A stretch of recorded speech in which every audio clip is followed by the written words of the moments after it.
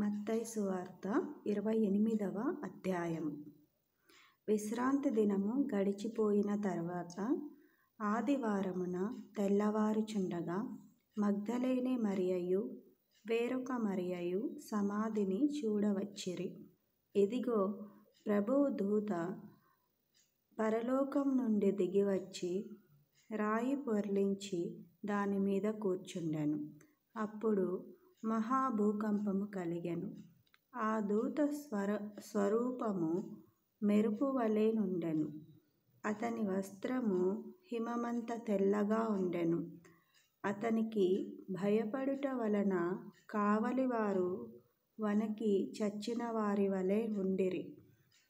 దూత ఆ స్త్రీలను చూచి, మీరు భయపడకుడి, సిలువ వేయబడిన యేసును మీరు వెదకుచున్నారని నాకు తెలియును. ఆయన ఇక్కడ లేడు, తాను చెప్పినట్టే ఆయన లేచియున్నాడు.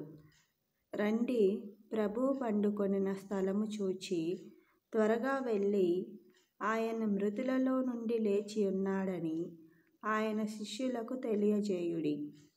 ఇదిగో, ఆయన గలిలయలోనికి మీకు ముందుగా వెళ్ళుచున్నాడు. అక్కడ మీరు ఆయనను చూతురు. ఇదిగో, మీతో చెప్పితినెను. వారు భయముతోనూ మహా ఆనందముతోనూ సమాధి యొద్ద నుండి త్వరగా వెళ్ళి ఆయన శిష్యులకు ఆ వర్తమానం తెలుప పరుగెత్తుచుండగా యేసు వారిని ఎదుర్కొని, మీకు శుభమని చెప్పెను. వారు ఆయన యొద్దకు వచ్చి ఆయన పాదములు పట్టుకొని ఆయనకు మ్రొక్కగా, యేసు, భయపడకుడి, మీరు వెళ్ళి నా సహోదరులు గలిలయకు వెళ్ళవలెననియు వారక్కడ నన్ను చూతురనియు వారికి తెలుపుడనెను.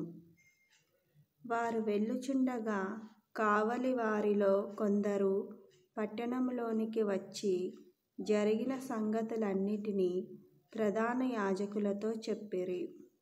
కాబట్టి వారు పెద్దలతో కూడి వచ్చి ఆలోచన చేసి ఆ సైనికులకు చాలా ద్రవ్యమిచ్చి, మేము నిద్రపోవుచుండగా అతని శిష్యులు రాత్రివేళ వచ్చి అతనిని ఎత్తుకొని పోయిరని మీరు చెప్పుడి. ఇది అధిపతి చెవిన బడిన ఎడల మేమతని సమ్మతిపరచి మీకేమియూ తొందర కలుగకుండా చేతుమని చెప్పిరి. అప్పుడు వారు ఆ ద్రవ్యము తీసుకొని తమకు బోధింపబడిన ప్రకారము చేసిరి. ఈ మాట యూదులలో వ్యాపించి నేటి వరకు ప్రసిద్ధమై ఉన్నది. 11 మంది శిష్యులు యేసు తమకు నిర్ణయించిన గలిలయలోని కొండకు వెళ్ళిరి. వారు ఆయనను చూచి ఆయనకు మ్రొక్కిరి గాని కొందరు సందేహించిరి. అయితే యేసు వారి యొద్దకు వచ్చి, పరలోకమందును భూమి మీదను నాకు సర్వాధికారము ఇయ్యబడి ఉన్నది. కాబట్టి మీరు వెళ్ళి సమస్త జనులను శిష్యులనుగా చేయుడి.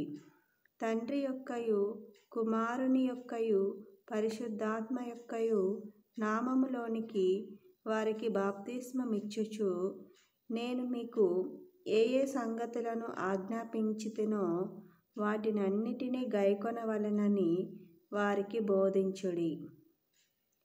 ఇదిగో, నేను యుగ సమాప్తి వరకు సదాకాలము మీతో కూడా ఉన్నానని వారితో చెప్పెను.